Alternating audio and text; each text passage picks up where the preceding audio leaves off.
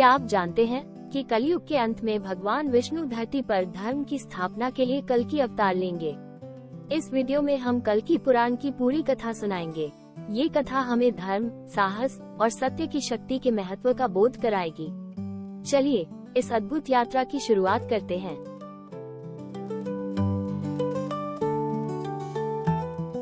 भगवान कृष्ण, जो भगवान विष्णु के 8वें अवतार थे, के धरती छोड़कर वैकुंठ लौटते ही कलयुग का आरंभ हो गया। कली राक्षस धरती पर शासन करेगा और लोगों में पाप और दुख फैलाएगा।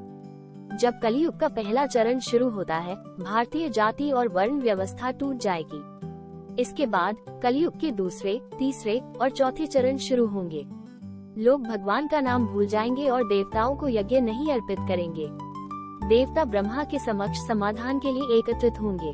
इस युग के अंत के निकट देवता वैकुंठ की यात्रा करेंगे और भगवान विष्णु से सहायता की प्रार्थना करेंगे। तब भगवान विष्णु धरती पर आकर इन समस्याओं का समाधान करेंगे।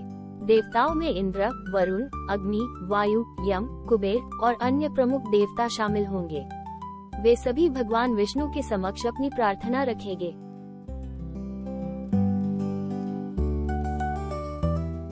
भगवान विष्णु धरती पर सुमति के घर में अवतार लेंगे। सुमति ब्राह्मण विष्णुयश की पत्नी है। सुमति ने कल्कि से पहले 3 पुत्रों को जन्म दिया, कवि, प्रज्ञा और सुमंत्र। पद्म पुराण में वर्णित है कि विष्णुयश वास्तव में स्वयंभू मनु के अवतार हैं, जिन्होंने भगवान को अपने पुत्र के रूप में प्राप्त करने के लिए महान तपस्या की थी। उन्हें यह आशीर्वाद मिला कि भगवान उनके पुत्र के रूप में 3 बार अवतार लेंगे। स्वयंभू मनु दशरथ, राम के पिता, वसुदेव, कृष्ण के पिता और अंत में विष्णुयश, कल्कि के पिता के रूप में अवतरित होते हैं। कल्कि का जन्म वैशाख मास की शुक्ल पक्ष की द्वादशी तिथि को होगा। उनका जन्म और बाल्यकाल रहस्यमय राज्य शंभाला में होगा। कल्कि का जन्म वर्ष 4,28,898 में होगा। विष्णुयश के मित्रों और सहयोगियों में ऋषि कश्यप, ऋषि वशिष्ठ और मुनि नारद शामिल होंगे, जो कल्कि के जन्म के समय उपस्थित रहेंगे और उन्हें आशीर्वाद देंगे।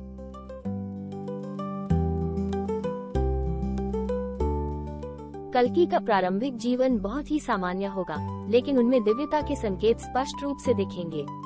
उनके माता पिता उन्हें धार्मिक शिक्षा दिलाने का निश्चय करेंगे। कल्कि अनेक गुरुओं से वेदों का ज्ञान प्राप्त करेंगे। कल्कि के प्रमुख गुरु परशुराम होंगे, जो उन्हें शस्त्र विद्या और युद्धकला में प्रशिक्षित करेंगे। इसके साथ ही याज्ञवल्क्य, वशिष्ठ और व्यास जैसे महान ऋषि उन्हें वेदों और शास्त्रों का गहन ज्ञान देंगे। परशुराम उन्हें विशेष रूप से धनुर्विद्या और तलवारबाजी की कला सिखाएंगे। वे उन्हें आचार, मर्यादा और युद्ध की रणनीतियों का ज्ञान देंगे। वशिष्ठ उन्हें योग और ध्यान के माध्यम से आत्म साक्षात्कार की शिक्षा देंगे। व्यास उन्हें पुराणों और महाकाव्यों का गहन ज्ञान प्रदान करेंगे। कल्कि की शिक्षा के दौरान वे अपने मित्रों और सहयोगियों से भी बहुत कुछ सीखेंगे। उनके मित्रों में राजा शशिध्वज, सुमंत और अन्य प्रमुख योद्धा शामिल होंगे, जो उनके साथ धर्म की स्थापना के लिए संघर्ष करेंगे। इसके अतिरिक्त वे अपने अद्भुत घोड़े देवदत्त के साथ युद्ध कौशल में निपुण होंगे।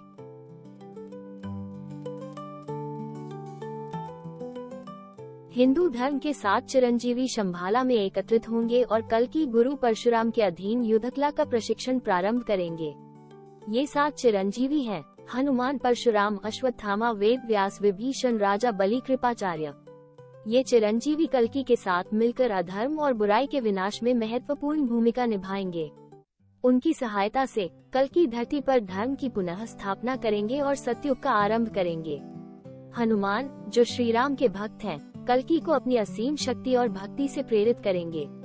परशुराम, जो भगवान विष्णु के 6थे अवतार हैं, कल्कि को शस्त्र विद्या सिखाएंगे। अश्वत्थामा, जो महाभारत युद्ध के योद्धा हैं, कल्कि को युद्धकला में प्रशिक्षित करेंगे। वेद व्यास, महाभारत के रचयिता, कल्कि को वेदों और शास्त्रों का ज्ञान देंगे। विभीषण, जो लंका के राजा रावण के भाई हैं, कल्कि को सत्य और धर्म की राह पर चलने का मार्ग दिखाएंगे। राजा बलि, जो महान दानवीर हैं, कल्कि को दान और धर्म के महत्व का बोध कराएंगे। कृपाचार्य, जो महाभारत के महान गुरु हैं, कल्कि को नीति और युद्ध नीति सिखाएंगे।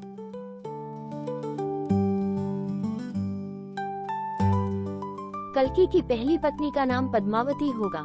वे पद्मावती से एक धार्मिक अनुष्ठान के दौरान मिलेंगे। पद्मावती राजा बृहद्रथ की पुत्री होंगी और उनका सौंदर्य अद्वितीय होगा। पद्मावती को यह वरदान प्राप्त होगा कि उनका विवाह स्वयं विष्णु से होगा। अनेक राजा पद्मावती से विवाह करने का प्रयास करेंगे, लेकिन उनके मन में कामुकता आ जाने के कारण वे सभी स्त्रियों में बदल जाएंगे। कल्कि का तोता शुक पद्मावती से मिलेगा और उन्हें कल्कि के बारे में बताएगा। इसके बाद कल्कि अपने परिवार के साथ सिंगल द्वीप जाएंगे और पद्मावती से विवाह करेंगे। विवाह समारोह में भगवान ब्रह्मा, विष्णु और महेश भी उपस्थित होंगे और कल्कि को आशीर्वाद देंगे। विवाह के बाद कल्कि और पद्मावती कुछ समय के लिए सिंगल द्वीप में रहेंगे और फिर शंभाला लौट आएंगे। शंभाला में उनके 2 पुत्र होंगे, जय और विजय। पद्मावती के साथ कल्कि का जीवन और भी समृद्ध और सुखद हो जाएगा। वे मिलकर धर्म की स्थापना के लिए संघर्ष करेंगे और लोगों को अधर्म के खिलाफ संघर्ष करने के लिए प्रेरित करेंगे।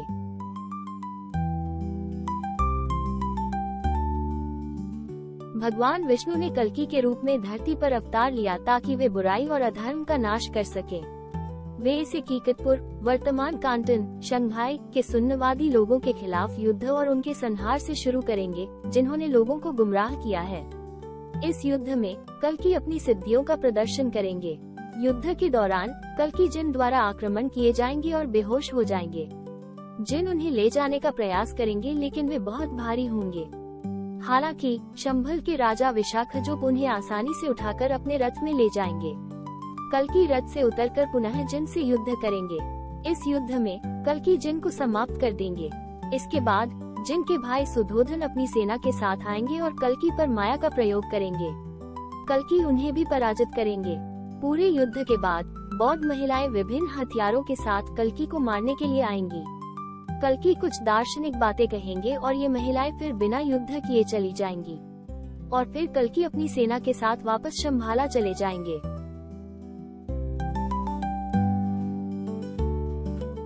कल्कि और उनके सहयोगी अंतिम युद्ध की तैयारी करेंगे। अंतिम युद्ध में कल्कि को सप्त चिरंजीवी अमर व्यक्तियों का महत्वपूर्ण योगदान मिलेगा। ये चिरंजीवी कल्कि के साथ मिलकर अधर्म और बुराई के विनाश में महत्वपूर्ण भूमिका निभाएंगे। कल्कि के इस साहसिक अभियान में वे अपने सहयोगियों के साथ मिलकर अनेक चुनौतियों का सामना करेंगे और अंततः विजय प्राप्त करेंगे। इस युद्ध में वे अधर्म के प्रमुख प्रतिनायकों का सामना करेंगे और उन्हें पराजित करेंगे। इस युद्ध में उनका मुख्य शत्रु होगा कलि पुरुष, जो कलियुग का प्रमुख अधर्मी और अत्याचारी है। इस युद्ध में काली पुरुष और उसके अनुयायियों के विरुद्ध भीषण संघर्ष होगा।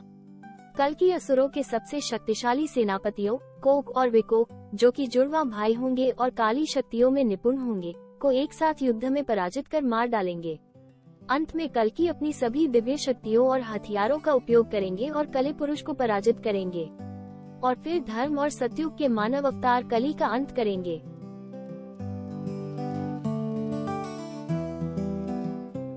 राजा शशिध्वज विष्णु के महान भक्त थे और भगवान विष्णु ने उन्हें वरदान दिया था कि वे युद्ध में उन्हें पराजित कर सकेंगे।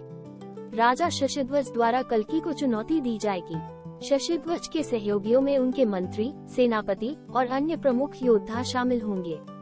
भगवान विष्णु के वरदान के कारण कल्कि जानबूझकर शशिध्वज से पराजित होंगे और मूर्छित हो जाएंगे। शशिध्वज की पत्नी सुशांता कल्कि से प्रार्थना करेगी कि वे शांति स्थापित करें। कल्कि जाग जाएंगे और शशिध्वज अपनी पुत्री रमा का विवाह कल्कि से कर देंगे। इस विवाह के माध्यम से कल्कि को एक और सशक्त सहयोगी प्राप्त होगा, जो उनके कार्य में महत्वपूर्ण भूमिका निभाएगी। रमा के साथ कल्कि का साहस और शक्ति और भी बढ़ेगी। विवाह के बाद कल्कि और रमा शंभाला लौट आएंगे और वहां राजा शशिध्वज की सहायता से धर्म की पुनः स्थापना करेंगे। कल्कि और रमा के 2 पुत्र होंगे, मेघमाल और बलाहक, जो कल्कि के साथ मिलकर धर्म की स्थापना के लिए संघर्ष करेंगे।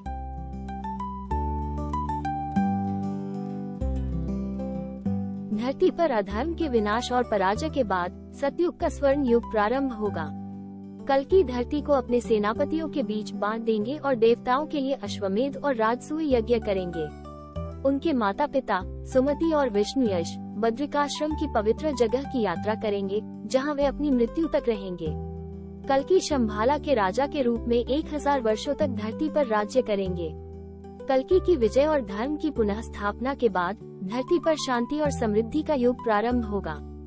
कल्कि के शासन में सभी जीव सुखी और संतुष्ट रहेंगे। शांति की पुनः स्थापना के बाद देवता कल्कि से वैकुंठ लौटने का अनुरोध करेंगे। एक दिन एक दिव्य संदेशवाहक उनके पास आएंगे और उन्हें बताएंगे कि अब जाने का समय आ गया है।